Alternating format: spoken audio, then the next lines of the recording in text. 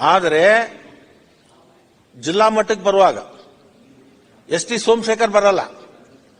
ಯಾವ ಸಂಘ ಇರುತ್ತೋ ಆ ಸಂಘದ ಪ್ರತಿನಿಧಿಯಾಗಿ ಬಂದಿರ್ತಾರೆ. ಅಲ್ಲಿಂದ ನೀನು ಅಪೆಕ್ಸ್ ಬ್ಯಾಂಕ್ ಬರುತ್ತೆ. ಅಪೆಕ್ಸ್ ಬ್ಯಾಂಕ್ ನಾನು ಇವತ್ತು ಬಂದಿದ್ದೀನಿ, ಲಕ್ಷ್ಮಣ ಸವದಿ ಬರಲ್ಲ. ಬೆಳಗಾವಿ ಜಿಲ್ಲಾ ಮಧ್ಯವರ್ತಿ ಬ್ಯಾಂಕ್ ಬರುತ್ತೆ. ಇಲ್ಲಿ ರಿಸರ್ವೇಶನ್ ಅಪ್ಲೈ ಮಾಡಲಿಕ್ಕೆ ಕಷ್ಟ ಇದೆ, ಆಗೋದಿಲ್ಲ, ಆತಂಕದಿಂದ ನೀವು ಹೊರಗಿರ್ರಿ ಅಂತೇಳಿ ನಂದೊಂದು ಅಭಿಪ್ರಾಯ. ಒಂದು. ಎರಡನೇದು, ಅಧ್ಯಕ್ಷರೇ, ನಾನು ರಾಜಣ್ಣ ಅವರಿಗೆ ಒಂದು ವಿನಂತಿ ಮಾಡ್ತೀನಿ. ಈ ಕಾನೂನು ತಂದಿದ್ರಿ, ಇದು ಸಫಲ ಆಗಬೇಕು ಮತ್ತು ಎಲ್ಲರಿಗೂ ಇದರಿಂದ ಲಾಭ ಸಿಗಬೇಕು. ಅದಕ್ಕೆ ಈಗ ಈ ಕಾನೂನು ಬರ್ತದಂತ ತಿಳ್ಕೊಂಡು ಬಹಳಷ್ಟು ಜನ ಈಗಾಗಲೇ ಕೋಡ್ ಆಫ್ ಕಂಡಕ್ಟ್ ಸ್ಟಾರ್ಟ್ ಮಾಡಿಬಿಟ್ಟಿದ್ದಾರೆ.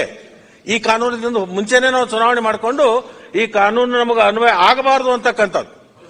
ಅದಕ್ಕೆ ನಾನು ಅವರಿಗೆ ವಿನಂತಿ ಮಾಡ್ಕೋತೀನಿ, ನಿಮ್ಮ ಹತ್ರ ಅಧಿಕಾರ ಇದೆ, ಅಧಿಕಾರಿಗಳು ಹೇಳ್ರಿ, ಅಧಿಕಾರಿಗಳು ನಿಮ್ಮನ್ನು ದಾರಿ ತಪ್ಪಿಸುವಂತ ಕೆಲಸನೂ ಮಾಡಬಹುದು. ಬರಲ್ಲ ರೀ ಅಂತ ಹೇಳಿ. ನಿನಗೆ ಮಾಡಲ್ಲ, ಹಿಂದಿನವ್ರಿಗೆ ಮಾಡಿದ್ದಾರೆ. ಉದಾಹರಣೆ ನಿನಗೆ ಹೇಳಕತ್ತೀನಿ, ನಿನಗೆ ಯಾರು ಮಾಡಕ್ಕಾಗಲ್ಲ, ನಾನು ಮಾಡಕ್ಕಾಗಲ್ಲ, ಇನ್ನು ಅವ್ರೇನ್ ಮಾಡ್ತಾರೆ ಪಾಪ. ಅದು ನೆಕ್ಸ್ಟ್ ವಿಷಯ ಸರ್, ಮುಖ್ಯವಾದದ್ದು ಹೇಳ್ತಾ ಇದ್ದೀನಿ. ಈಗೇನು ಕೋಡ್ ಆಫ್ ಕಂಡಕ್ಟ್ ಮಾಡಿದ್ದಾರೆ, ಹಿಂದೆ ಸಾಕಷ್ಟು ಜನ ಬಸವರಾಜ ಬೊಮ್ಮಾಯಿ ಸಾಹೇಬರು ಮುಖ್ಯಮಂತ್ರಿ ಇದ್ದಾಗ ಕರೋನಾ ಬಂದಿತ್ತು. ಅವಾಗ ನೀವೇನ್ ಮಾಡ್ರಿ, ಎಲ್ಲ ಸಹಕಾರಿ ಸಂಘಗಳ ಚುನಾವಣೆ ಮುಂದೆ ಹಾಕಿದ್ರಲ್ಲ. ಅವತ್ತೂ ಅಧಿಕಾರಿಗಳು ಹೇಳಿದ್ರು, ಇದನ್ನ ಒಂದ್ಸರಿ ಇಲೆಕ್ಷನ್ ಘೋಷಣೆ ಆದ್ರೆ ಮುಂದೆ ಹಾಕಕ್ ಬರಲ್ಲ ಅಂತ. ಕೋರ್ಟ್ ಅದನ್ನು ಒಪ್ಪದಲ್ಲ ಅಂತ. ನಮ್ಮಲ್ಲಿ ಕಾನೂನು ಇದೆ, 121 ಇದೆ, ಅದನ್ನ ಬಳಸ್ಕೊಡ್ರಿ. ಯಾವ್ಯಾವ ಚುನಾವಣೆ ಘೋಷಣೆ ಮಾಡಿದಾರಲ್ಲ ಅದನ್ನ ಚುನಾವಣೆಯನ್ನು ಮುಂದೆ ಹಾಕ್ರಿ.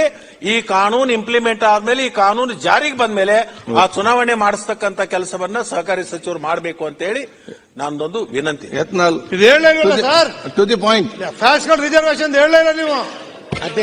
ಇರ್ಬೇಕು ಬೇಡ ನಿಮಗೆ ಆತಂಕದ ಬಗ್ಗೆ ನಾನು ಸ್ಪಷ್ಟವಾಗಿ ಹೇಳಿದ್ದೀನಿ. ನಿಮ್ಮ ಆತಂಕದ ಬಗ್ಗೆ ಸ್ಪಷ್ಟವಾಗಿ ಹೇಳಿದ್ದೀನಿ, ನೀವು ಅರ್ಥ ಮಾಡ್ಕೊಳ್ಳಿಲ್ಲ. ಬ್ಯಾಂಕಲ್ಲಿ ಮಾಡ್ತಾರೆ.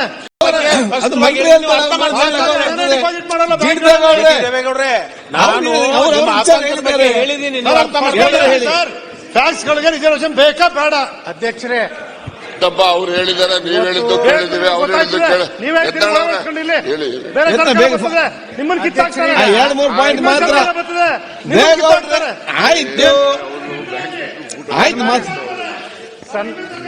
ಜಿದ್ದೇಗೌಡ ಆಯ್ತು.